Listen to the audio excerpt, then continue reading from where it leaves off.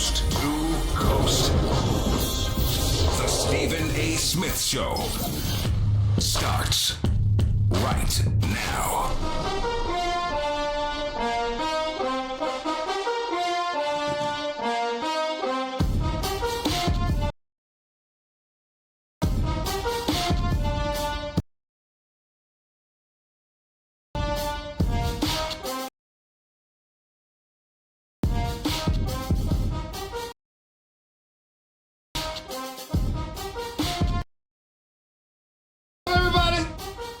Welcome to the latest edition of the Stephen A. Smith Show, coming at you as I love to do every weekday over the airways of ESPN Radio and ESPN News. 250 plus markets across the United States of America, plus ESPN Radio on Sirius XM Channel 80, plus ESPN Radio. Simulcast over the live national television airwaves of ESPN News. Number to call up as always is 888-SAY-ESPN. That's 888-729-3776. The Stephen A. Smith Show is right here with you. Need seats to a game? Download the Vivid Seats app and enter promo code CHAMPS at checkout to get 10% off your first order.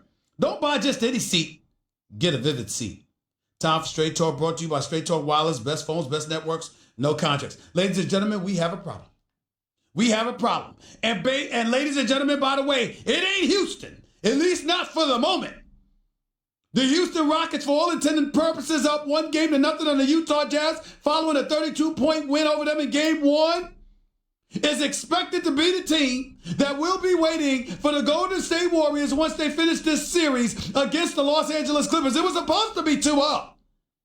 After beating them up in Game 1, they were up by 31 on the Clippers. In Game 2, with a little bit over 19 minutes left in the game, it was a foregone conclusion that the Los Angeles Clippers would return to the Staples Center down 0-2 in this best-of-7 Western Conference first-round series. And then something happened.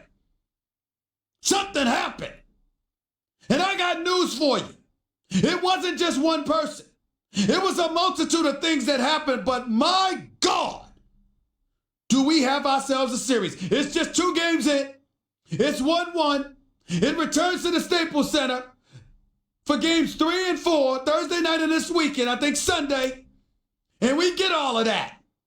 But the fact that the Los Angeles Clippers came back from the 31-point deficit, outscored the reigning defending 2-time champion Golden State Warriors 72-37 in the last 19 minutes of the game, ladies and gentlemen, we've got a problem. And here's why we have a problem if you're the Golden State Warriors. You don't have a problem because they gave up the 31-point lead. You don't have a problem because they forgot how to defend or just chose not to. You don't have a problem because they turned the ball over 14 times in that span and 22 times for the game. You don't have a problem because Steph Curry exploded in the second quarter, then went dry when it counted. You don't have a problem even because DeMarcus Cousins appears to have torn his quad and may be out for the remainder of the play. This is his very, very, very first playoff series of his career. And 1.5 games in, DeMarcus Cousins in all likelihood will be out for the remainder of the playoffs. We don't know that yet. We're waiting to hear the news. But Steve Kerr, the head coach of the Golden State Warriors, has informed us it's pretty bad. And if it's pretty bad, DeMarcus Cousins ain't coming back for these playoffs from this. And as a result, that could be a blow. But even that being said, that ain't the biggest reason that the Golden State Warriors have something to worry about. That ain't the biggest reason that the Golden State Warriors appear to be in a little bit of trouble. That ain't the reason that Steve Kerr should have had a sleepless night. Joe Lacob and Peter Guber should have had a sleepless night. Bob Myers should have had a sleepless night. Steve Kerr should have had a sleepless night. That ain't the reason. The reason, ladies and gentlemen, is Kevin Durant. Kevin Durant is the reason that we have a problem. Ladies and gentlemen, there's no way around this. Patrick Beverley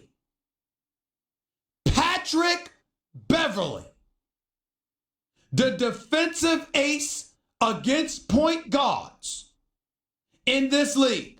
A defensive ace against point guards for the Los Angeles Clippers. That Patrick Beverley shut down Kevin Durant last night.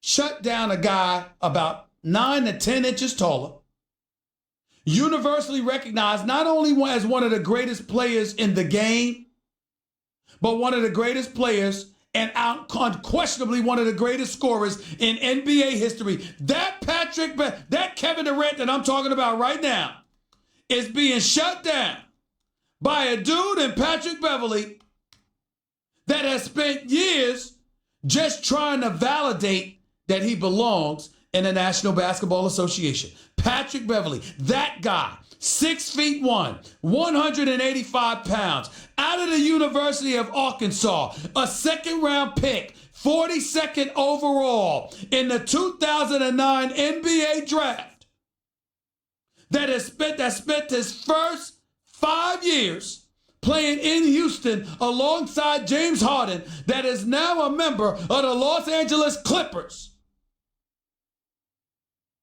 who has never averaged more than 12 points in his career, who spent this season averaging 7.6 points per game, only starting 49 of the 78 games he played this year. That Patrick Beverley, who, by the way, the 12 points that he averaged last year was in only 11 games that he played due to injury. So essentially, he's really only been in 6 seasons in the league. Patrick Beverley has shut down Kevin Durant. Now, it's just one game. Let's not lose perspective here. Kevin Durant is still one of the greatest players in the game. One of the greatest scorers that we've ever seen.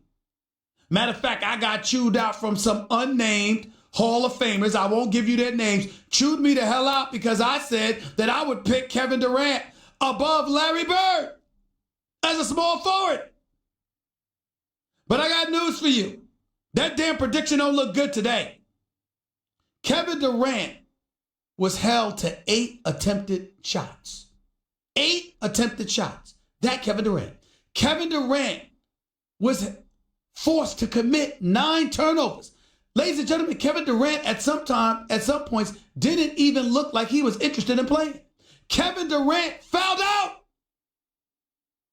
And this is after a game 1 performance where he ultimately was ejected because him and Patrick Beverley coaxed him into a confrontation and Kevin Durant got himself ejected. So you follow that up with a pedestrian performance that led to you getting fouled out of the game? Ladies and gentlemen, Patrick Beverley attempted as many shots as Kevin Durant last night. Patrick Beverley attempted as many shots as Kevin Durant last night. You can't make this up. Kevin Durant, with no question, should take him in the post, call for the ball, and just turn around and shoot over him. There's no denying that. But for some reason, Kevin Durant has allowed Patrick Beverley to get inside his head. Back-to-back offensive fouls. Kevin Durant said to all of us, I just want to talk basketball. I just want to play basketball. Oh, we talking basketball now. We talk about playing basketball now. I don't want to hear anything about Kevin Durant in free agency. I don't want to hear anything about where Kevin Durant's going to land. I don't want to hear anything about whether or not he stays or he leaves from Golden State. None of that's relevant now. What's relevant now is that the Clippers have made this a series. They came back from a 31-point deficit in the middle of the third quarter and won this game. Now, there are other storylines to take from this. One of them being, my God, can we give more credit to Doc Rivers? I mean, do you not see the coaching job this man has done? Who would think to put Patrick Beverley on Kevin Durant? Who would make the adjustments that Doc Rivers has made? You down 31 points. Montrezl Harrell and these boys in the game. Effort. Shemet, who they got from the Sixers in the Tobias Harris trade, hitting a key 3-pointer to help win the game. Patrick Beverley defending and doing the things that he's doing. This is some sensational stuff that you simply can't deny, ladies and gentlemen. This is something to behold. This is something special. It can't be denied. And when you look at what's transpiring right now, Doc Rivers, I know Budenholzer won Coach of the Year because the year that the Milwaukee Bucks have had is undeniable. But can somebody tell me when they've seen a better job done by a coach than what Doc Rivers has done this year? Who's the star on this team? Lou Williams? A scoring machine, by the way? Who's the star? Who are these guys? Harold? Gallinari? Beverly? It's Lou Williams. Off the bench, instant offense, a scoring machine if ever there was one. As far as I'm concerned, I didn't want to talk about Sixth Man of the Year award. It's his. I didn't want to talk about Sixth Man of the Year award. It's his. It belongs to him. Doc Rivers, leading candidate, Coach of the Year honors. Once upon a time, it was Budenholzer, Malone in Denver, Nate McMillan in Indiana, who deserves some consideration. We weren't even talking about Doc. Now the only person that you can definitively talk about above Doc is Budenholzer, because with the job that Doc Rivers has done, my God, what can you say? There is something special that is taking place before our eyes in Los Angeles, and it has absolutely positively nothing to do with the Los Angeles Lakers. It is all about the Los Angeles Clippers. This is something special, ladies and gentlemen. It simply cannot be denied. 888-SAY-ESPN's the number of the call. That's 888-729-3776. And you know what that does too? That takes us into uncomfortable territory as we talk about not just Kevin Durant, but all of these stars. You see, so much has been made about the free agent class that's expected to be available this summer. Got Kevin Durant, got Klay Thompson, we got Kyrie Irving, we got Kawhi Leonard, we got Jimmy Butler, we got Kemba Walker. We got all of these guys. All of these guys. Ladies and gentlemen, I got news for you. The only one amongst them that's really showed up and showed out in the first game or two of these playoffs has been Jimmy Butler. When he dropped 36 in game one. Now, I understand that the Philadelphia 76ers romped the Brooklyn Nets last night. I consider that an aberration. My personal opinion is that, listen, that is just utter nonsense. I'm looking right now at the Philadelphia 76ers and how they played last night in their blowout victory over the Brooklyn Nets. And I got news for you. This is going to be a series. Sixers won 145-123. They were up by as many as 31 themselves. They blew the Nets out of the Wells Fargo Center in Philadelphia. Means nothing to me. It's one game in the playoffs. I once saw the Lakers lose by 40 in game one of a finals and win the damn series. One game doesn't mean anything to me. I'm looking at the level of production from the bench. I'm looking at a guy like Mike Scott who hit 5 or 7 shots, 3 or 5 from three-point range. I'm looking at Marjanovic, who had 16 points off the bench, 8 of 14 shooting. Really, really nice. Can I trust that to happen again in Brooklyn at the Barclays Center against these Nets with Atkinson coaching these teams, with this squad being the Rat Pack bunch that they are, with Russell, with Allen, with Carroll, with Harris, with Dinwiddie and these boys? I'm not counting the Nets out.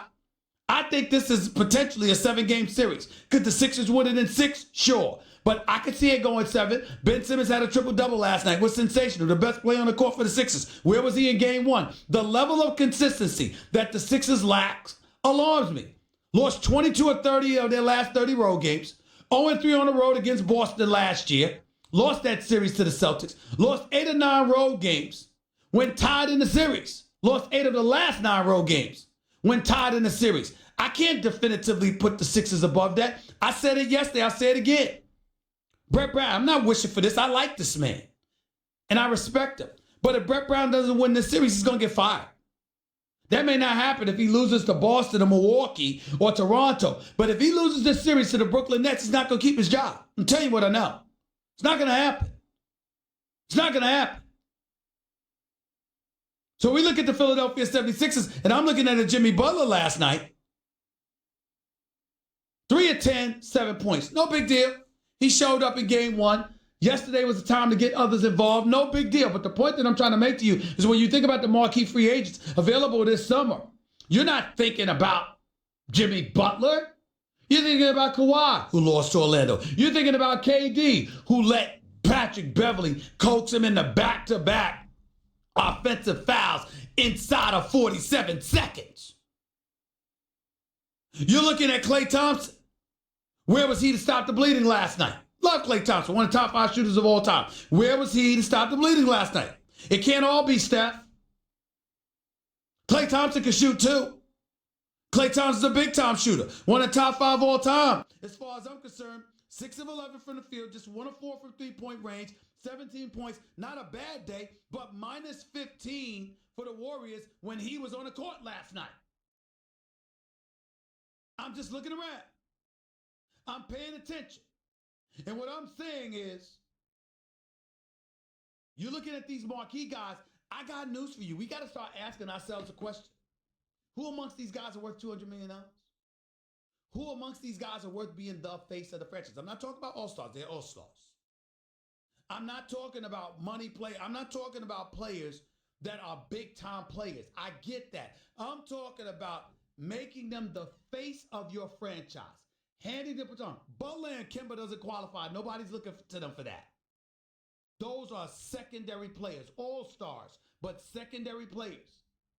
But when you talk about stars, the face of a franchise, even Klay, secondary player. You're talking about him being, by secondary, I mean extremely complimentary. You're talking about those guys. But Kevin Durant, Kyrie Irving, Kawhi Leonard, those are individuals vying to be the faces of a franchise. I had people asking me this morning, is it possible that the reason why KD is having a problem is because he's got 1 foot in, 1 foot out of Golden State? I don't know the answer to that damn question. I know this much. I trust KD enough to believe that in pursuit of a championship, he ain't thinking about, oh, let me get the hell out of Golden State. He's thinking about winning 16 games to win a championship. That's what he's thinking about. I'm not going to disrespect him by implying that winning is not his priority. I don't believe that about Kevin Durant. I think it's far more sinister than that personally. I think the real problem with Kevin Durant is that a Hall of Fame pest, which is what one writer called Patrick Beverley, has taken him out of his game and gotten into his head. I think Kevin Durant, if it were anybody else other than a mega star in the NBA, that's different. But if you're Kevin Durant, think about this, because I don't think it's going to happen, but just think about this nightmarish scenario for Kevin Durant for 1 second.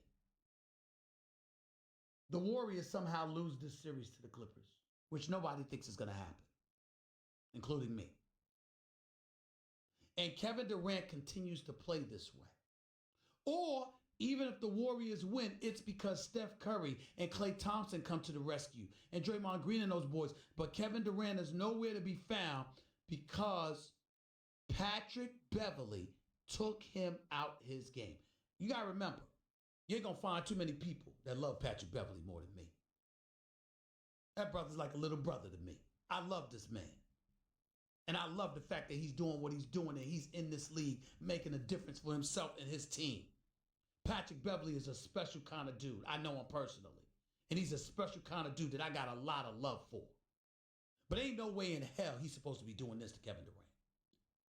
It is a blemish on the career of Kevin Durant if he allows this to continue. You can't beat Kevin Durant and LeBron is home watching the playoffs. And Kawhi is in the Eastern Conference. He ain't playing for the San Antonio Spurs and you going up against him in the playoffs. No, this is Patrick Beverley. Patrick Beverley ain't supposed to be doing this to Kevin Durant. And as great of a defensive player as Patrick Beverley is, and he is great, nobody is going to be talking about Patrick Beverley's defense. They're going to be talking about Kevin Durant getting rattled. That's going to be the storyline. He's got to change it now. Not tomorrow. Not next week. Not next series, rather. He got to change it next game. And the game after that, you are Kevin freaking Durant. We've been having conversations about you being the best player on the planet Earth. Now suddenly that conversation's out the window.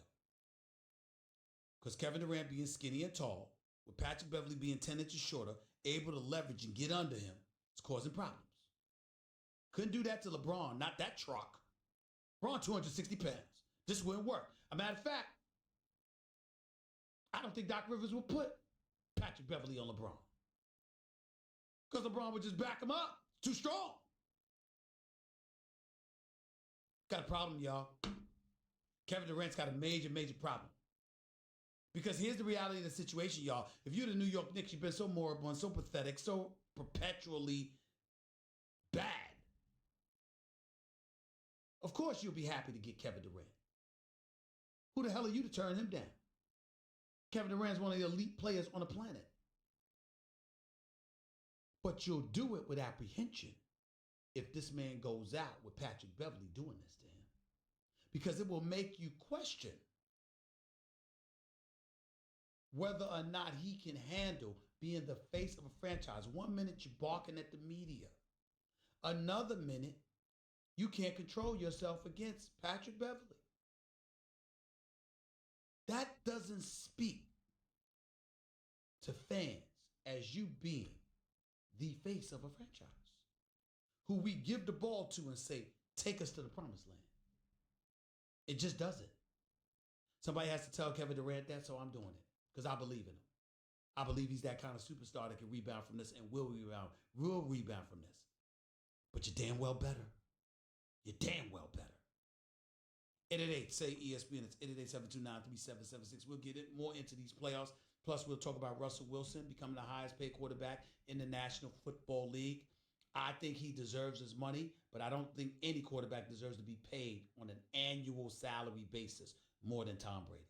I just don't believe that, period. But I'm happy for Russell Wilson, even though I didn't like your Instagram post with you and your wife. That's y'all business. You don't need to be in your bed. To hell with your bedroom. You had us in your bed. Do we really, really need to see that? I really don't think we need to see that. Privacy, my brother. Privacy. Okay? That's just me. 888, say ESPN. It's 888-729-3776. That was Straight Talk Wireless nationwide coverage on America's largest and most dependable 4G LTE networks. We'll be back with your calls and more in a minute, so don't touch that dial. It's the Stephen A. Smith Show. ESPN Radio, ESPN News. By the way, when you're hiring, you don't want to waste time sorting through dozens of irrelevant resumes, do you? You want an efficient way to get to a short list of qualified candidates. That's why you need Indeed.com. Post a job in minutes, set up screening questions based on your job requirements, then zero in on qualified candidates using an intuitive online dashboard. Discover why 3 million businesses use Indeed for hiring.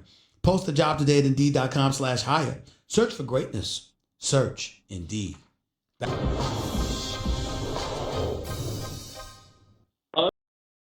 Other than that performance in 2000, this is the greatest thing we've ever seen from Tiger Woods because of all the baggage that he brought with him.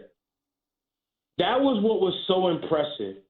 You cannot think that there wasn't pieces of all the shattered, I guess, memories of stuff that has happened to Tiger Woods since 2009. And 2008. 2009, I'm saying, when he lost to Y.E. Yang at the PGA Championship and had never had anybody staring down and beat him like that before, ever. So all the baggage that came along with all the personal stuff, the losing, the major that way, even though he won 5 times in 2013, what does Tiger talk about? It's the majors that matter. So to have him come back from 18 months of saying, I don't know that I'm ever going to play golf again. Like, there was that time where Tiger said that. He said out loud, I don't know if I'm ever going to play golf again. And believe me when I tell you, bro, everybody in the golf world freaked out because we all knew, like, Tiger don't just move the needle. Tiger's the needle, the stand, and the shipping crate the damn thing came in. So the thought of him not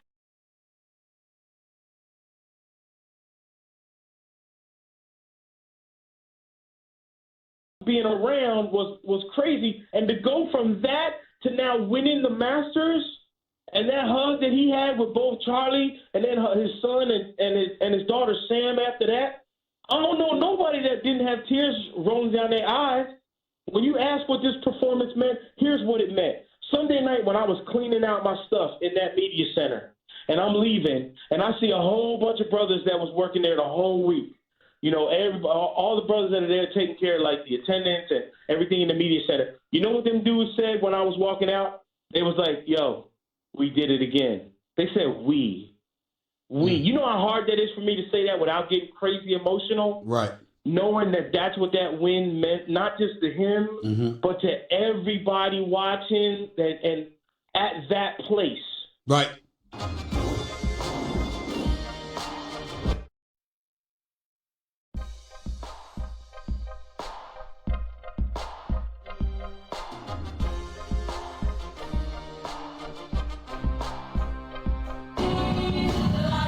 The Stephen A. Smith Show on ESPN Radio is presented by Progressive Insurance. Guests on the Stephen A. Smith Show appear via the Shell Pennzoil Performance Line, and you can always get in touch with the show through the 1-800-Flowers Twitter feed.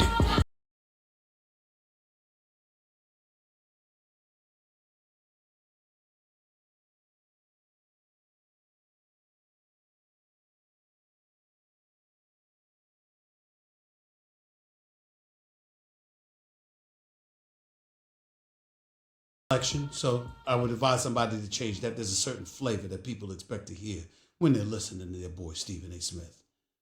My producers will handle that. If you missed my opening segment, go check it out on demand in the Stephen A. Smith podcast brought to you by the Capital One Saver Card. Earn 4% cash back on dining and entertainment, 2% at grocery stores, and 1% on all other purchases. Hey, what's in your wallet? Also, ESPN Radio is presented by Progressive Insurance, making it easy to bundle your home and car insurance. Make sure you know about that. Let's get to the phones at 888-SAY-ESPN. It's 888-729-3776. That's the number to call. Let's go to Al. You're live with Stephen A. Talk to me. Hey, Stephen, I never spoke to you before. I know you're a big baller. I've played my whole life. Anyway, though, if Durant comes to New York, he's going to be a bust. Terrible. Well, first of all, let me interrupt you for a second. First of all, please don't call me a big baller. I do understand it's a compliment, but as you know, big baller these days are associated with a different kind of brand that I would like not to be associated with. But go ahead. Yeah, I know it's a different thing. I'm just talking about playing. I'm nervous. Because you're the man. Go ahead. That's why I'm nervous. Go ahead, you know what you're talking about. But we all family, bro. We all family. Go ahead. Relax. Go ahead. It's just I've been watching him. What he is a tremendous 6'11" shooter. And other than that, he's terrible. And his personality is terrible. They'll eat him alive in New York. If one little thing goes wrong, he's not the guy for New York. Well, listen, I understand that argument, but let's not call him terrible. The man's a career 27-point-per-game scorer. He's one of the prolific scorers we've ever seen in NBA history. His skill set is unparalleled pretty much for a guy his size. The only thing that he's lacking is weight. If he had the weight of a LeBron James wouldn't even be in the same conversation as him as far as I'm concerned. It's just that LeBron James is 260 pounds and Kevin Durant is not nearly that strong. So obviously that's an inhibitor. But the bottom line is, and that's not to disrespect LeBron James by any stretch, and I swear I'm not going to talk about him because he's on vacation. He's not in the playoffs. But I'm telling you that Kevin Durant is big time. He's elite in every way imaginable. You cannot summarily dismiss the greatness of Kevin Durant. Everybody doesn't have those skills. The big knock against him at this particular moment in time is that he appears to be a bit sensitive in terms of dealing with the media and some of the off-court things that come along with being a marquee star in the NBA. And if that is problematic for you, New York ain't the place to be. Steve, he had a chance in Oklahoma to do it all. He had them down 3-1, and he bailed out and went and joined them. It's terrible. Well, I thought it was true. Nobody was decried that more so than me. Nobody spoke more adamantly against that than me. So let's be clear about that. But the flip side to it is that, listen, at some point in time, we can't just talk about him. Just because Russell Westbrook is still there doesn't mean Russell Westbrook gets a pass for Oklahoma City not winning. Russell Westbrook's been there for quite a long time. And Russell Westbrook was on the same team with James Harden. Russell Westbrook was on the same team with Serge Ibaka. Russell Westbrook was on the same team as Reggie Jackson and Kevin Durant and had all of them at the same time at one time. And still, they never won a championship. So let's not just look at Kevin Durant. Russell Westbrook, last time I checked, is a phenomenal talent and player are widely recognized as one of the great players in the NBA, a perennial all-star, a former league MVP as well. Russell Westbrook shouldn't get a pass either. He has a lot more heart than Durant, though. A lot more heart. That guy plays 120%. That's true. You know what? A lot more heart and a lot less efficiency. Kevin Durant's shooting percentage? Are you kidding me? Decision making? Are you kidding me? Not even in the same stratosphere. Appreciate the call. Thank you. Chris, you're live with Stephen A. Floor is yours. Hey, Stephen A. Good talking to you again. Real quick on what I saw last night. I'm pretty sure you watched the game from start to finish. Let's talk about the bad. I think that but nobody talks about what happened with Kevin Durant last night as far as offensive fouls. He had 4 offensive fouls last night. That's not a good sign. They continue to turn the ball over. It's not going to hurt him against the Clippers because the Clippers won't have enough scoring to overtake them, and I don't see anybody in the West beating them. This will hurt him against whoever comes out the East. And let's talk about the good. So that's the bad. At the end of the day, I don't see them squandering another 31-point lead to the Clippers. But let's talk about the good on the Clippers side, Stephen A. Okay. This is what I'm fearful as a Lakers fan. I'm a Laker fan, but I believe the Clippers will get somebody. Doc will be able to get. And Doc's my coach of the year. I know in some people's eyes, he's the only coach in the playoff format right now without an all-star. The other 15 teams have an all-star. Nobody talks about that, but that's fine. He'd rather have guys who can coach up rather than one guy to lean on. Kind of reminds me of Boston. Well, you talking about Doc Rivers, right? Doc Rivers, yes. Okay, yeah, but here's the one thing that I don't think could be escaped, Chris, and I'm not applying this to Doc Rivers because Doc Rivers is just an exceptional coach, once again proving why he is. And if anything, that makes you look at a CP3, a Blake Griffin, and it makes you say to those guys, what's up? Because when y'all were together with DeAndre Jordan, y'all never got past the second round. And look at what Doc Rivers is doing, devoid of that kind of star caliber talent. So to me, you look at the players that he had as opposed to him right now with the way that he's shown this ability to coach the game of basketball. Having said all of that, we do also have to ask ourselves this question. Most coaches probably like being in Doc Rivers' situation because when you're devoid of stars, particularly in a star-studded league, you're playing with house money because the expectations are minimal. And you could go out there and just ball and just coach your butt off and have your guys just ball, and you can distribute and share the basketball with a little bit of equality per se, for lack of a better word, because you're not worried about having to feed the star all the time. Exactly. And I'll take it a step further. Not just that. To add to that, you take a bunch of guys who buy into what he is preaching. Right. Yeah. That takes a step. By the way, Chris, let me distract you for a second because I want to address a couple of things. First of all, I got 2 of my boys. One covers the NBA, my man Vince. He's a special dude. I love him like a brother. And, of course, my brother Mike Hill that works for Fox. These brothers texting me talking about, yo, that's Jay-Z Beyonce song.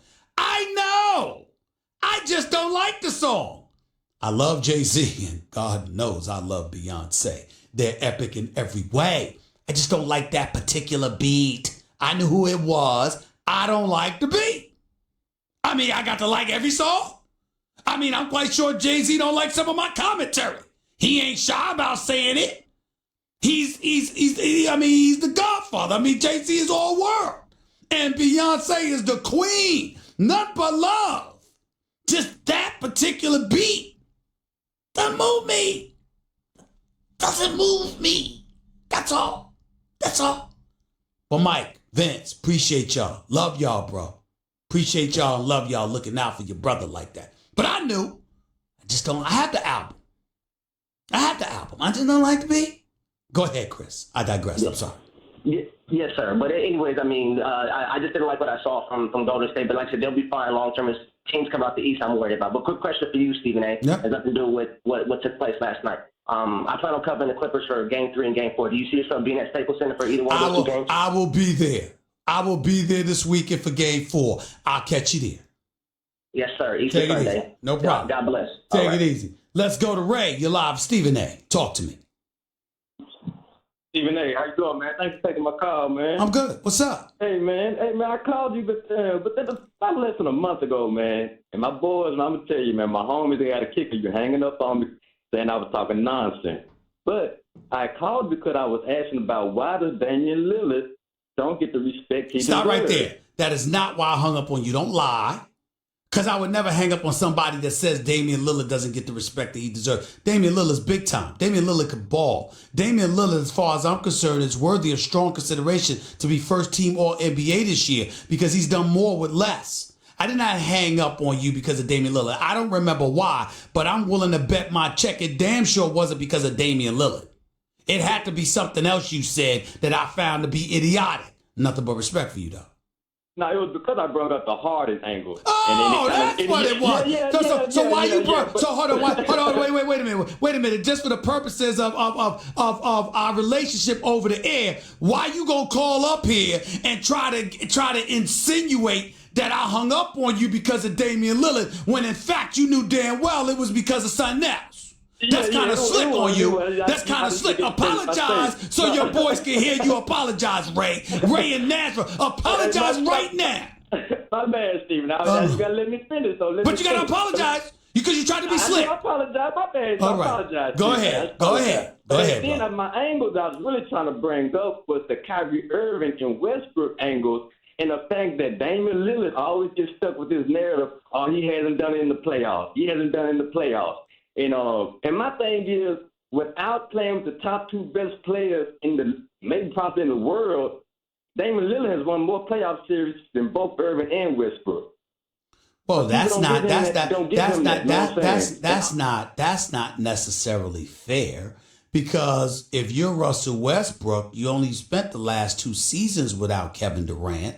And in the case of a James Harden, you just got CP3 last year and you went to the conference finals. But there were times before that James Harden made it to the conference finals without CP3. Matter of fact, one year they beat CP3. So I'm not sure. And Damian Lillard has never been to a conference finals. And he's only gotten out of the first round twice. So I don't know if that's a fair comparison. I appreciate you wanting to give the love to Damian Lillard. I just don't think that's the way to do it. But between Lillard and Westbrook, don't give it up and give it to Lillard, Stephen A. Right now, You made the fact of he should be all NBA right ahead of Steph. Right. But here's the thing. I trust Damian Lillard's decision making and shot making ability better than Russell Westbrook. What I don't dismiss from Russell Westbrook is his ability to rebound and assist, and the fact that he's constantly in attack mode and how that galvanizes the troops around him. And I think that when you talk about the course of 82 regular season games, a night in, night out basis, where there's so many relatively meaningless games, even though Damian Lillard barely misses any games, I don't think you can take away what Russell Westbrook brings energy-wise to the table in regards to that, and what he does defensively as well, because I think he is more impactful defensively than a Damian Lillard. But Damian Lillard is definitely a better shot maker and a better decision maker. And I think when crunch time arrives, I would go the route of Damian Lillard. But over the course of 82 games in the season, I would go with Russell Westbrook. That's my thinking. I got to run though, Ray. I appreciate the call. 888-SAY-ESPN. That's 888-729-3776. Back with your calls and more to close out hour number 1 right here with Stephen A. ESPN Radio, ESPN News. Your radio, your computer, your phone.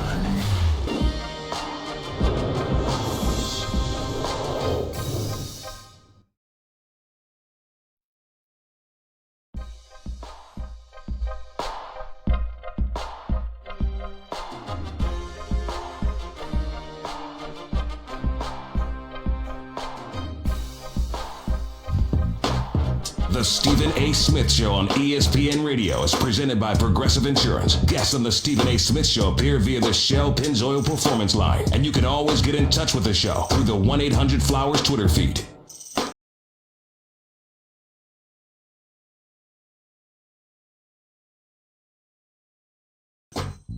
The NBA playoffs are on ESPN Radio. Tune in tonight as Westbrook and the Thunder visit the Portland Trail Blazers. Presented by Indeed. Coverage begins at 10 p.m. Eastern on most ESPN radio stations. Also, welcome back to the Stephen A. Smith Show. We're coming to you live from above the Heineken River Deck at Pier 17, South Street Seaport. Back to the phones we go at 888-SAY-ESPN. It's 888-729-3776. Let's go to Brandon. You're live with Stephen A. What's up? Brian, you know what? Call me back in hour number 2. How dare you have me on speakerphone and not be ready? Something must be wrong with you if you thought I was going to let that slide. Goodbye. Let's go to Noah. You're live with Stephen A. What's up? Hey, Steven, this is Noah calling in from Los Angeles. How are you doing today? I'm all right. Go ahead, man. Good. I don't think Kevin Durant is a franchise player for his off-the-court antics. The guy made a burner Twitter before. He's always yelling Stop at the right refs. there. Stop right there. What does the burner Twitter account have to do with anything? Why even bring that up? Because how are you going to go off the court, something completely about basketball? Because he wanted to. Because he wanted to. Now, if you want to talk about basketball in terms of how he's conducting himself on the basketball court, or how he's conducting himself in a way that affects what he does on the court, that's different. There's plenty of ammunition to get to Kevin Durant about. Why the burner account? Grow up. Pick another subject. Baked Essentials. Or stay on Kevin Durant about that. Shout out Baked Essentials on. Oh, my Lord. I just don't understand. I try to give y'all some airtime. And how do y'all act? What are you, 10? Grow the hell up. 888-SAY-ESPN. It's 888-729-3776. People out there trying to push some products or something. How's wrong with y'all? Not working. Doesn't happen on the Stephen A. Smith Show. Hour number 2 up next. Going to get into some of these other playoff games. Terrence Crawford, WBO welterweight champion, fighting Amir Khan this Saturday night at Madison Square Garden.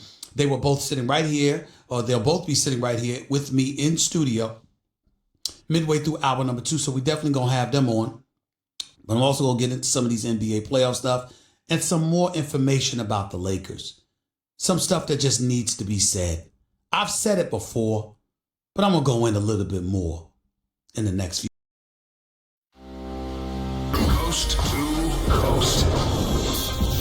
The Stephen A. Smith Show starts right now.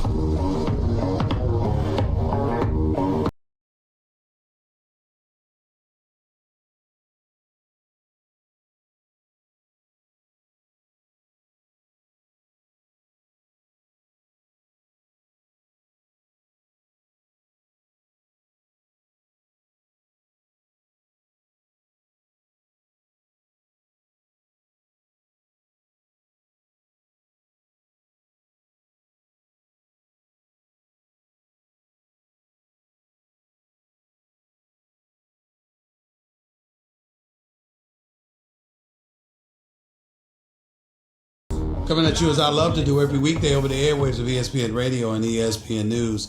888-SAY-ESPN is always the number to call up. That's 888-729-3776. The Stephen A. Smith Show is also on Sirius XM Channel 80, on ESPN Radio on Sirius XM Channel 80, plus the simulcast over the live national television airwaves of ESPN News. Number to call up again is 888-SAY-ESPN. That's 888-SAY-ESPN, 888-729-3776. Share the beauty of the spring season with 1-800-Flowers. Exclusive 30 for 30 offer.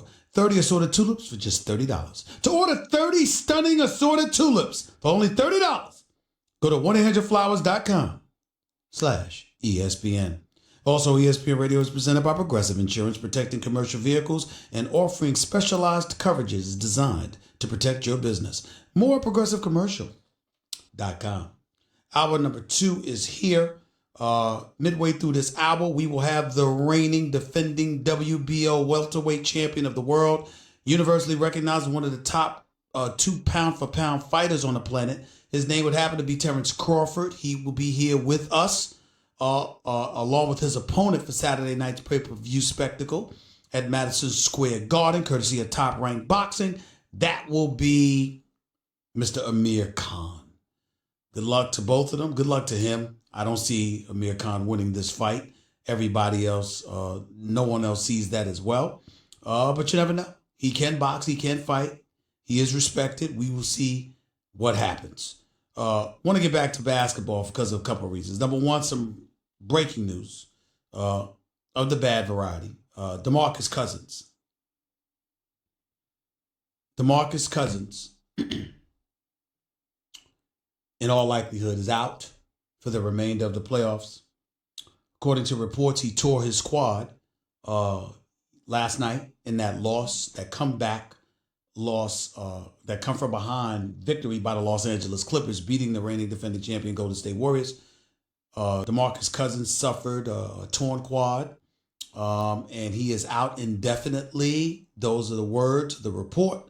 However, presumably, he's out for the remainder of the playoffs. DeMarcus Cousins has been in the league for all of these years, has never played in the playoffs ever in his career, in Sacramento, in New Orleans last year when he got hurt, this go round when he's with the Golden State Warriors, and now just a game and a half in, he is out for the remainder of the playoffs, it looks like. He's definitely out indefinitely, and presumably he's out for the playoffs. What that does to the Golden State Warriors makes things very, very interesting against the Houston Rockets, no question about that, because now that you don't get to pull Capella away from the basket and he gets to languish in the paint, it's going to put even more pressure on the likes of Kevin Durant if indeed the Golden State Warriors do what they're expected to do, and that's advance past the Clippers in the first round of these playoffs. The series now tied 1-1 after the Clippers overcame a 31-point deficit last night, shot 69% in the last 19 minutes, overcoming a 31-point deficit, outscoring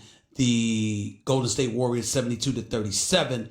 Kevin Durant fouled out of that game, had 9 turnovers in that game, attempted as many shots as Patrick Beverley, which was 8 in that game, with Patrick Beverley defending him, who's 10 inches shorter. But no need for me to belabor that point. Wanted to transition. If you look at DeMarcus Cousins, a Warriors starting 5 with Cousins, from January 18th when he got onto the squad to a month and 10 days later, 116.5 rest of the season, 85 points, net rating. You see all this stuff. I mean, right now, they tailed off since February, beginning of March to be exact. But in the end, what it comes down to is that DeMarcus Cousins is going to be missed. And for some people, that is reason to believe that the Warriors are even more vulnerable. He suffered a torn quad, according to ESPN's Adrian Wojnarowski. Golden State has concerns. Cousins has torn his quad. The report is that he's out indefinitely. So let's move on to what transpired last night. Philadelphia 76ers ran over the Brooklyn Nets at the Wells Fargo Center in Philadelphia, courtesy of a balanced attack led by Ben Simmons, triple-double, 18, 12, and 10, with Tobias Harris showing up, with Joel Embiid doing his thing.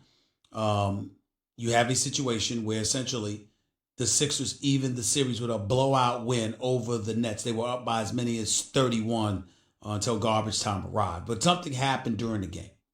And during that game, Joel Embiid, in the post, elbowed Jared Allen of the Brooklyn Nets.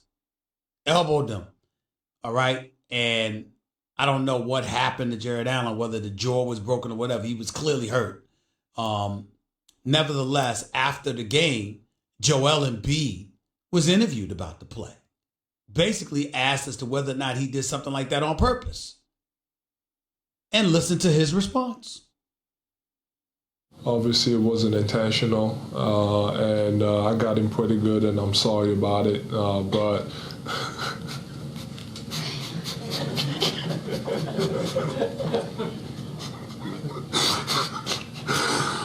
okay, I'm sorry about it. It wasn't intentional, but it's just me trying to be aggressive. I'm not usually humble, that's why he's laughing, but. I was just trying to be aggressive. You know, first of all, you kind of gave it away because you laughed so hard. And then, but I will say this about Joel Embiid. He did say, I was laughing because I'm not used to being humble. Okay, that does actually make sense. It looked a little intentional.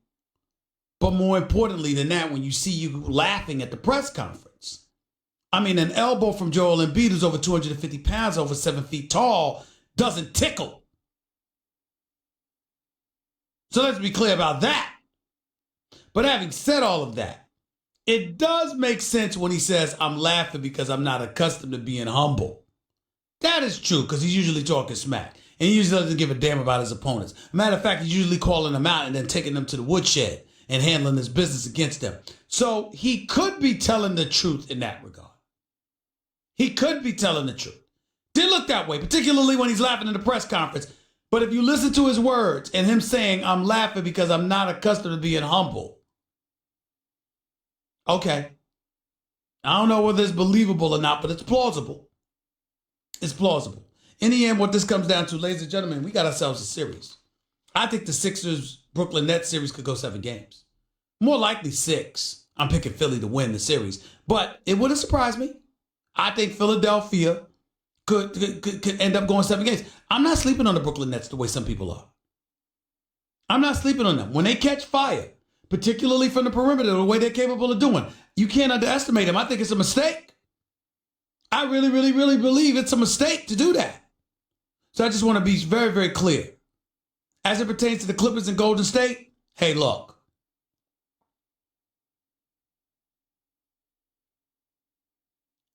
Warriors got to step up.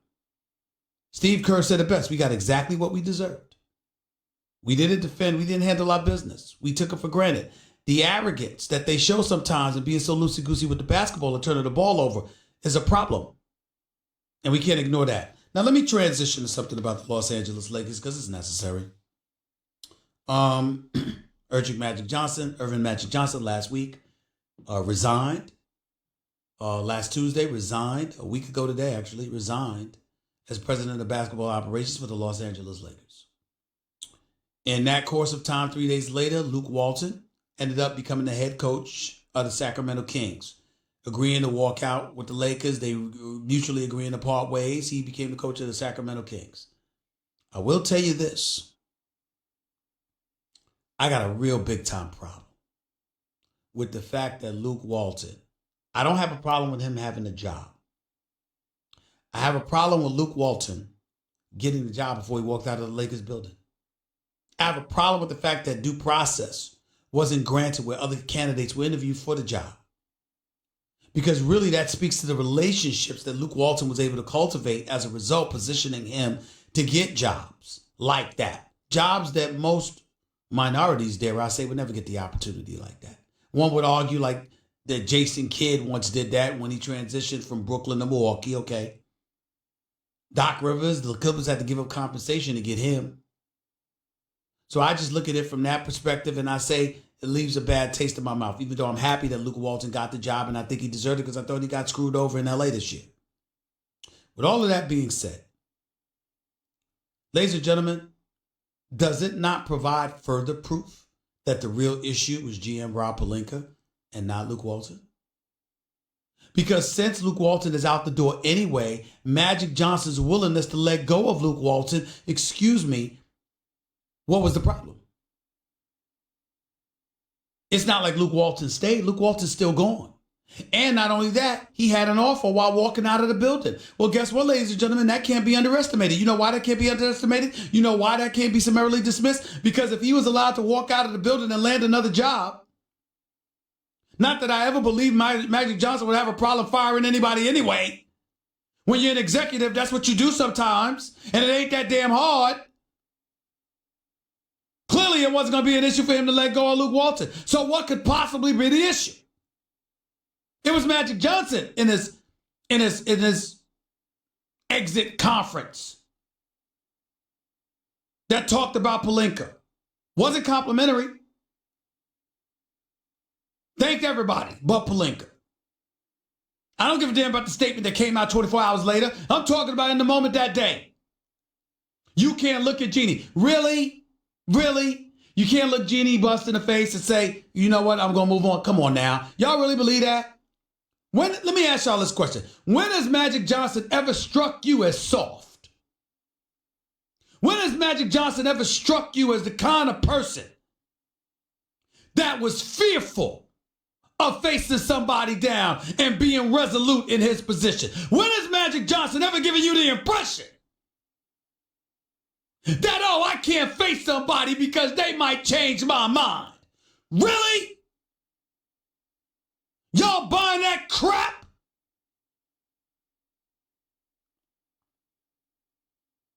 Magic Johnson had a conversation with Jeannie Buss. He may not have told her he was leaving. He may have abruptly resigned, but it wasn't because, oh my Lord, I love her so much, she's like a sister to me. I can't bear to look at her and say, I'm leaving. I don't believe that. I don't believe that. Could it have happened? Sure. Do I believe it? Hell no. I do not believe it. I believe Magic Johnson wanted to get rid of Rob Pelinka. Matter of fact, I was told that. I believe Jeanie Buss gave him resistance. And I believe Magic Johnson said, I got better things to do with my time than this. That's what I believe happens. That falls more in line with Magic Johnson. Magic Johnson ain't got time for mess. And he ain't going to deal with it. Period. Y'all can believe anything else you want to, all you want to. I put out an interview request for Magic Johnson. I'm hoping I get it. I'm hoping that man sits down one-on-one with me. I doubt it'll happen, but boy, do I hope so. Boy, do I hope so. Because this narrative that's circulating around LA like a damn virus really wakes my nerves. It really does. I have nothing against Rob Pelinka.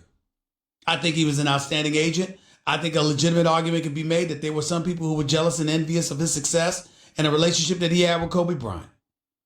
Could people have been lying on him? Sure. Do people tell the truth about him all the time? Of course they don't. But it is a fact that he is not well liked by agents and by opposing team executives now. So how are you gaining more power within the Lakers organization? Conveniently succeeding Magic Johnson's departure. How is that possible? Unless you had something to do with Magic Johnson wanting to leave in the first place. Directly or otherwise. All I know is this. It is 2019. Donald Sterling, the reprehensible individual that he was known to be, is no longer the owner for the Los Angeles Clippers, a perpetually moribund franchise, Knicks West, if you want to call them that, who was perceived and seen as an individual that was just not the kind of person that you wanted to be around and work for. And the Clippers as an organization displayed that. And now we fast forward to 2019 with the multi-billionaire that is Steve Ballmer, with Jerry West as his right hand, with Lawrence Frank as his executive, with a sensational coach in Doc Rivers. And the only thing that hasn't officially made the Clippers the class of LA is the fact that they're sharing an arena with the Lakers. Although not this time of year. The Lakers look like a deli compared to an upscale mall that is the Los Angeles Clippers. That's what the Lakers look like right now. A damn deli. Now I hope things change. Because I root for Jeanie Buss and the Lakers. When the Lakers are relevant, the basketball world's a better place. But I got to tell you, things are just not looking good right now. My brother Champ, you're live with Stephen A. Go ahead, bro. I was going to talk about KD, but, I'm a Laker fan, so I got to start with this. Perception supersedes the truth until the truth is revealed. So when you look at the Lakers right now, they retired number 32, and they retired 24 and number 8. Jeanie Buss has an affection for Magic Johnson as well as Kobe Bryant. That's the only reason why Rob Pelinka is even part of the Laker organization. And for Magic to say that people are talking behind his back and they had the okay to fire Luke Walton but not the okay to fire Rob Pelinka, that means Kobe Bryant has just as much, if not more, say-so in the Lakers organization than Magic Johnson, who's been with the Lakers organization since I don't think anybody's denying that, because we know that Pelinka would even be there if it were not for Kobe. But I'm still not going to put it on Kobe like he's running the organization. I'm sorry, Jeanie Buss has the power. Why don't you exercise it? But I'm taking it to another step as brothers, as a black man in brotherhood. If you have a relationship with a guy that you was mentored by Magic, who was a Laker before you, and then now you put another guy on and Rob Pelinka to be your agent, so you had a personal relationship with both of those guys. So if there was something going on between the two, you're supposed to step in and say, hey, man, I played for this team. He played for this team. Now he's the president. We all can work together. But because that didn't happen, you have to put the facts to Kobe Bryant saying he's playing a major part in this by just not saying nothing. Okay. All right. What's your point about KD? Because I'm running out of time, and I definitely want to hear your point about that. Well, KD, you know I've been on record saying he's the best player in basketball. Well, guess what, KD? The pressure's on. You have to three-peat. You have to close the deal. You chose to leave OKC to go to Golden State. The same with LeBron leaving Cleveland to go to Miami. Anything less than a three-peat, it's a failure in Golden State. Magic couldn't complete a three-peat in '89. Zeke couldn't do it. The Dream couldn't do it. LeBron couldn't do it. We witnessed with Kobe. We saw Michael Jordan do it twice. And my point is this. If Kevin Durant is the best player in basketball, if he want to tell everybody that he's number one and not number two, you have to solidify the three-peat and win in Golden State. That's and you can go anywhere else. Champ, that's your position. Here's my position. Golden State could three-peat. Golden State could win.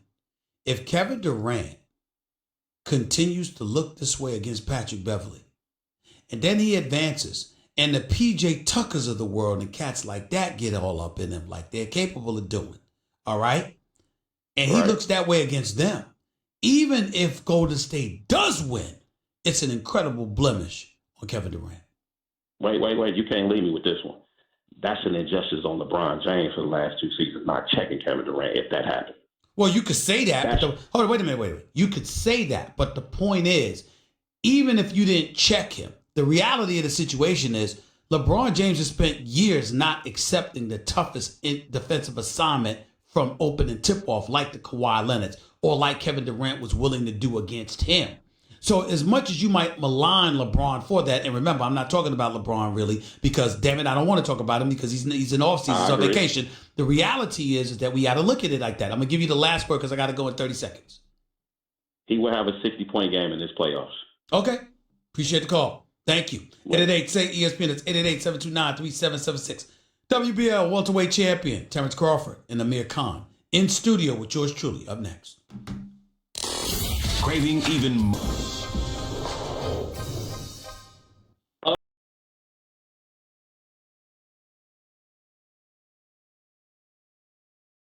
Other than that performance in 2000, this is the greatest thing we've ever seen from Tiger Woods because of all the baggage that he brought with him.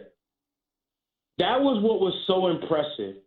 You cannot think that there wasn't pieces of all the shattered, I guess, memories of stuff that has happened to Tiger Woods since 2009 and 2008. 2009, I'm saying, when he lost to Y.E. Yang at the PGA Championship and had never had anybody staring down and beat him like that before, ever.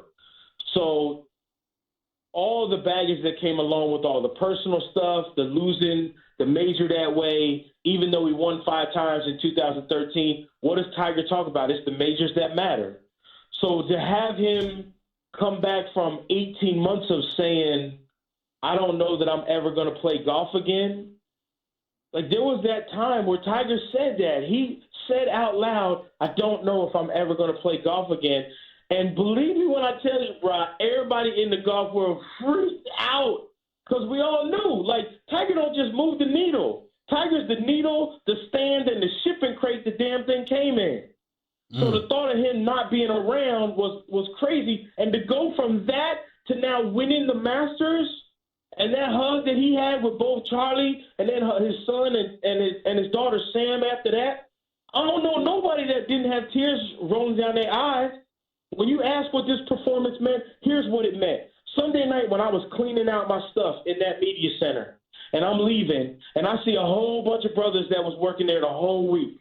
You know, all the brothers that are there taking care of, like, the attendance and everything in the media center. You know what them dudes said when I was walking out? They was like, yo, we did it again. They said we. You know how hard that is for me to say that without getting crazy emotional? Right. Knowing that that's what that win meant, not just to him, but to everybody watching and at that place. Right.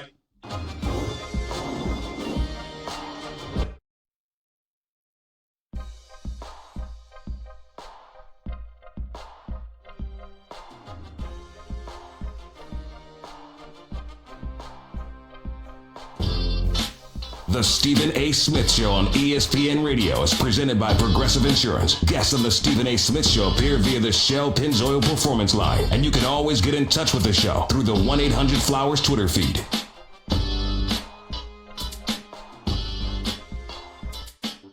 Welcome back to Stephen A. Smith Show right here on ESPN Radio, ESPN News. It is my honor and privilege to have my two guests right in front of me. I usually say on the line, but it's right in front of me. I got the welterweight champion. I got a welterweight championship contender, Amir Khan, Terrence Crawford sitting right in front of me. Guys, big time fight Saturday night, pay-per-view, top rank boxing, what have you. Talk to me about what your expectations for this fight. I'm looking for it to be a great fight.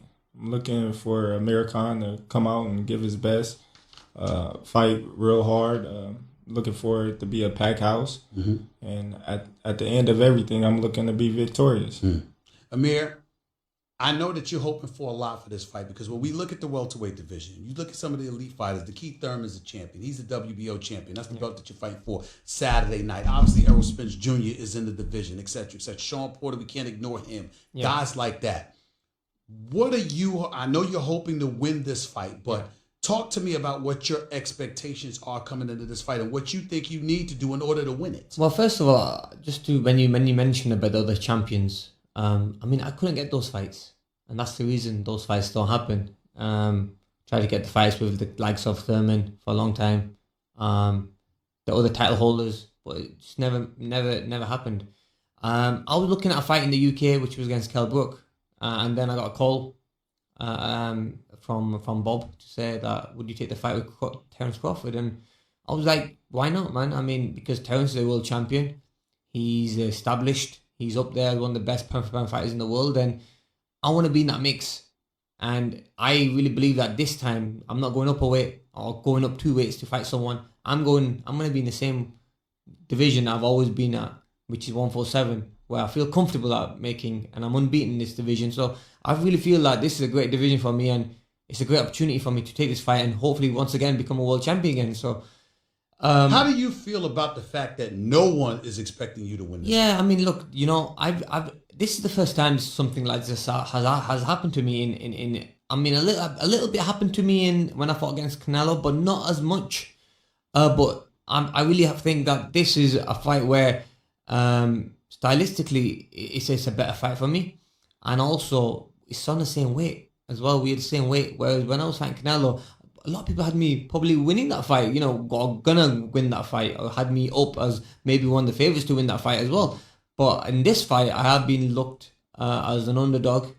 It only drives me. It only makes me work harder and want to prove myself even more, to be honest with you, Stephen. Terrence Crawford, Amir Khan, right in front of Stephen A, right here on ESPN Radio, ESPN News. Terrence, you're 34-0. You got 25 KOs. Tell me what you think it is about yourself that people don't know by now. To be undefeated, to be considered one of the top 2, if not the best pound-for-pound fighter on the planet right now. Sometimes talking to you, sometimes listening to you, you get the impression that you believe people have not seen the best of you. They haven't seen all you can bring to the table. Talk to me about what you think people may not know about you as a fighter thus far. I just feel like I'm a complete fighter. It takes a certain fighter to bring out the best in great fighters. And Amir Khan might be that fighter that bring the best out of me. A lot of people haven't seen the best of Terrence Crawford yet till today. I always said that when they ask me, "Oh, is this your best performance?" I always find things in the fight that I was doing wrong, or that I didn't like, or that I could have capitalized on, that I just didn't do. Mm-hmm. Maybe because I didn't have to do it, maybe because I was content with how the fight was going, or I was too comfortable, so I didn't take the risk or the chances, mm-hmm. Earlier in the fight to do what I needed to do to be more dominant. It's interesting that you say that because, Amir, listen to this story. He fights Jose Benavidez Jr. on October 13th. Right. After that fight, obviously I come on the air and I'm like, I've seen Terrence Crawford look better than he looked that particular night.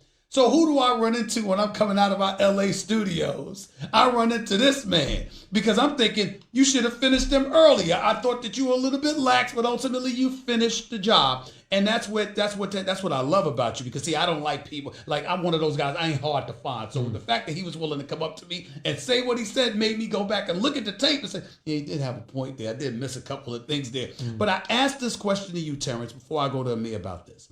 When a fight like this is happening, Amir Khan is a damn good fighter. We all know that, even though he's lost 4 fights on his resume. The reality is people look at you and they say, why him? Why is he the guy fighting you Saturday night as opposed to others? What's your response to that? Well, if you look at all the welterweights in the division, when me and Amir Khan came together to get a fight together, everybody was booked. Everybody had a match going.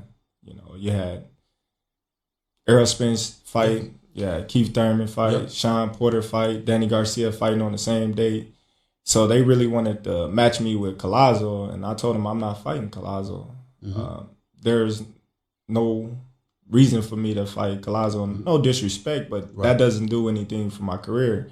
You know, you got Amir Khan, he beat Collazo years ago. You know, this is a bigger fight than Terrence Crawford, Collazo. So I just felt like it was the next big thing in boxing with me and Amir Khan. Amir Khan, let me go back to you in this regard, because I'm looking at your record right now. You're 33-4. You've got 20 knockouts in your career. You've lost 4 times. You've been knocked out 3 times. Let me ask you this, though, because losses happen in boxing, with the exception of a very few.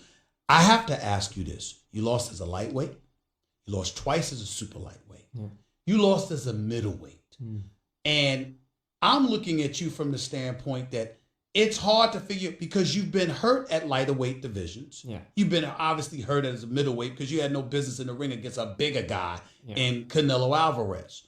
So answer this question for us. When we look at you going up against Terrence Crawford, why should we expect to see anything different when you're going up against such an elite fighter like him, but you've lost at those different weight classes?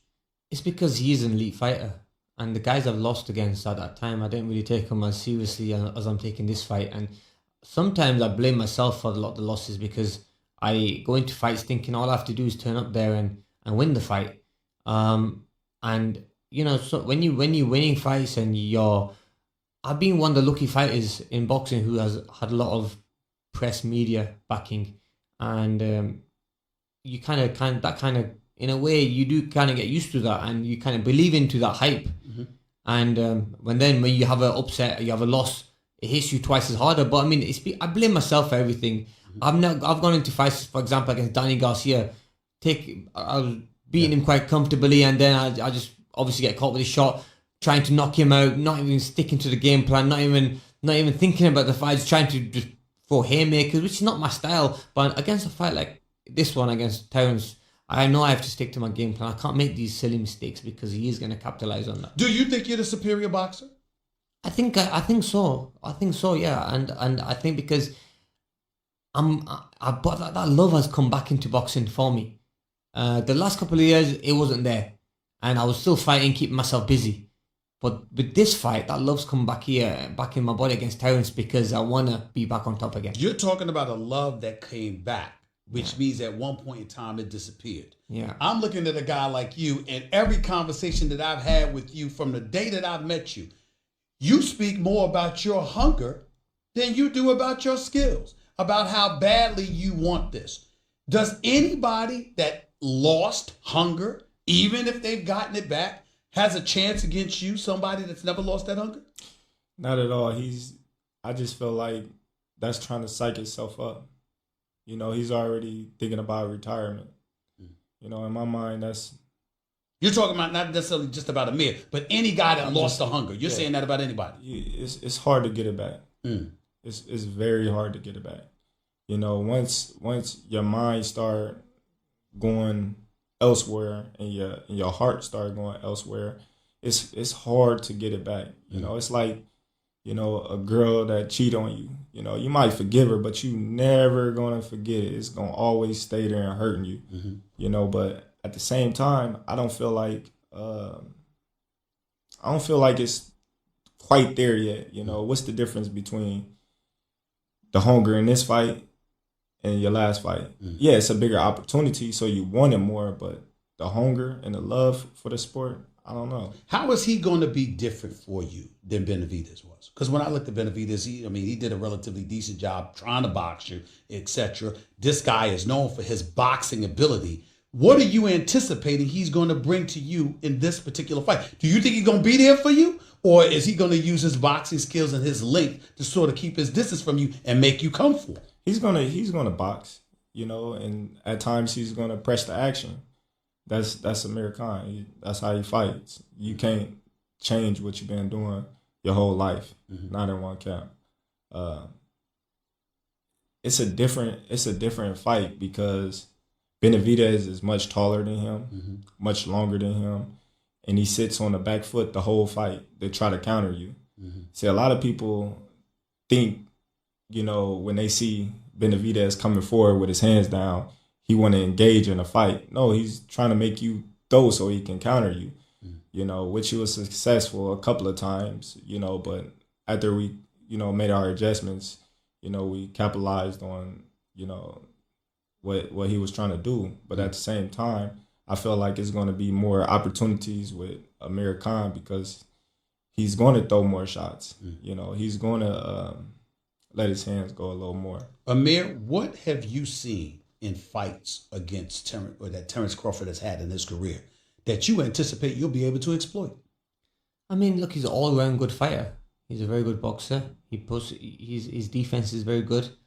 I just feel that speed will be a big problem, and movement, and the lateral movement, side-to-side movements, and some pressure. I think those are the things that would definitely cause him problems. I won't know till Saturday, till we step in that ring together. I know I've said in the previous interviews that maybe size as well. I do feel that I am going to be the bigger one going into this fight because I probably would have spent more time at welterweight and gone up to as high as 155 pounds against Canelo. But I just feel that the strength will be a little bit on my side as well. But look, I'm not even thinking about all that. I know I've got those on my side, but what I'm thinking of is knowing the boxing skills I have and making sure I sharpen up all my boxing skills. Do you feel like if you lose this fight, your career will be over? Yeah. Look, if 100%, because at the end of the day, I want to fight the best and I want to beat the best. And if I can't beat the best, then where do I go from there? And that's why I wanted to fight the best. I don't want to fight anyone else. What about you? Do you think about losing at all? You are undefeated in your career. Does losing ever cross your mind and serve as a fear factor to keep you up and ready to go? What's your thinking going into a fight like this? I don't think about losing in nothing I do. Nothing. That's just my mental. I hate losing with a passion. I don't think about it. Damn it, when have you lost? When's the last time you've lost? Because there's an undefeated record here. Did you lose to a brother, a sister, somebody? When have you lost at anything, Terence? When the last time that happened? Well, I just lost in ping pong. I got you. Knockout, are you predicting it? I don't predict knockouts. Okay. You know me. I just predict a good fight and me winning at the end of the day. If it comes, it comes. If it don't, long as I get that W, that's all that matters at the end. Are you predicting a knockout? I never go into a fight thinking or predicting a knockout because that's where mistakes are made and happen when you're looking for something. I'm just going to go with the flow. I'm going to stick to my game plan and stick to my boxing and be very smart in there. Good luck to both of y'all. Appreciate the class as well. As always, Terence Crawford, Amir Khan, WBO welterweight champion of the world, sitting right next to me. Amir Khan challenging him Saturday night, Madison Square Garden. By the way, before I go, because I got to get this stuff out the way, fellas. If you missed any of today's show, go check it out on demand in the Stephen A. Smith podcast. Brought to you by the Capital One Saver Card. Earn 4% cash back on dining and entertainment, 2% at grocery stores, and 1% on all other purchases. Hey, what's in your wallet? Back with more of the Stephen A. Smith Show in a minute. Don't touch that dial. This show and all of ESPN is streaming live.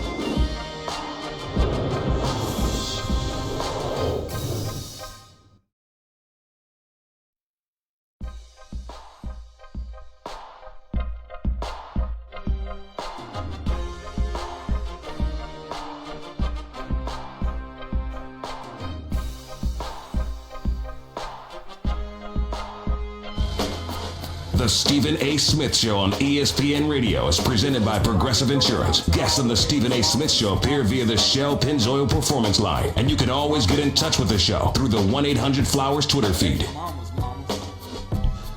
Thanks again, Alfred.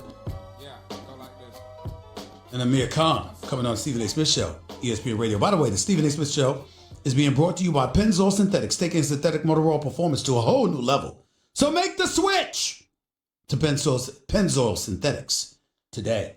Back to the phones we go. Ryan, talk to me. What's up? Just going off me. Ryan. How you doing, Stephen A? Man, you better pick up your phone right now. Get me off that damn speakerphone and speak to my audience. You ain't home talking to your boy. Let's go. How you doing? I'm all right. Enough with the pleasantries. Let's go. What's up? Why you calling? I want to hear your opinion on who you think is going to win MVP.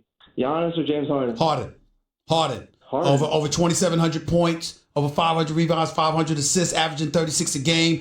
CP3 out for 24 games. Clint Capella out for a number of games. Eric Gordon out for a number of games. Him in the Western Conference carried the team on his back. Greek Freak is big time. All world, will win MVP one day, will win the championship one day. But guess what the problem is with the Greek Freak? The coaching of Budenholzer and how it's elevated them defensively and how he's made Middleton relevant and Bledsoe relevant, and these guys speaks volumes. Even after Brogdon went down, they haven't missed a beat. Greek Freak is something special. He's legit and big time, but Harden's my MVP. Have a nice day. Let's go to Dion. You're live with Stephen A. Real quick, Dion.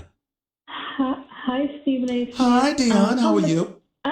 I'm good. How are you? All right. I want to talk on the Clippers and Warriors. Okay, I only got a minute, so go ahead. Yeah, but before I do so, I want to just say this.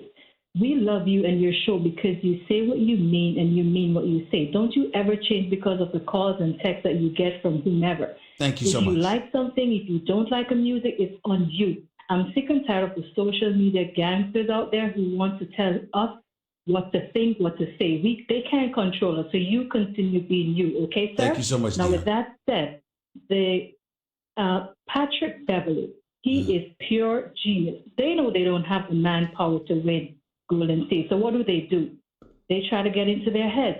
It's just unfortunate that Kevin Durant took that bait, but we have to understand that they are not robots.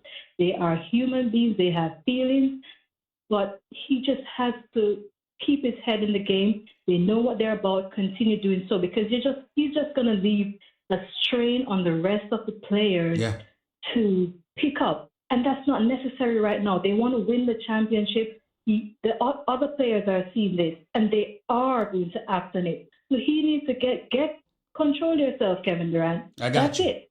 I got you. I appreciate the call. Thank you so much. I got to get ready to get on out of here. Thank y'all for joining me today. Got a lot of stuff to get into. We got a few games tonight, some stuff to look out for. And I'm looking forward to it personally because I'm looking forward to seeing if Utah is going to recover in game 2, if Toronto is going to recover in game 2. I got to keep my eyes on this kind of stuff. Of course, OKC and Portland is Damian Lillard and the Portland Trailblazers going to go up 2-0 now that they've got their monkey off their back. Swept the last 2 years. This time go around, that's not the case. We're going to see what happens with Damian Lillard, whether or not Russell Westbrook's going to get back into Paul George, been suffering a little bit slump. Shoulder hasn't been healthy. I think he will be ready. Lots of stuff to look forward to tonight. I can't wait. I'll be back 22 hours from now. Until then, peace and love, everybody. Stephen A. signing off. Hey, what's up?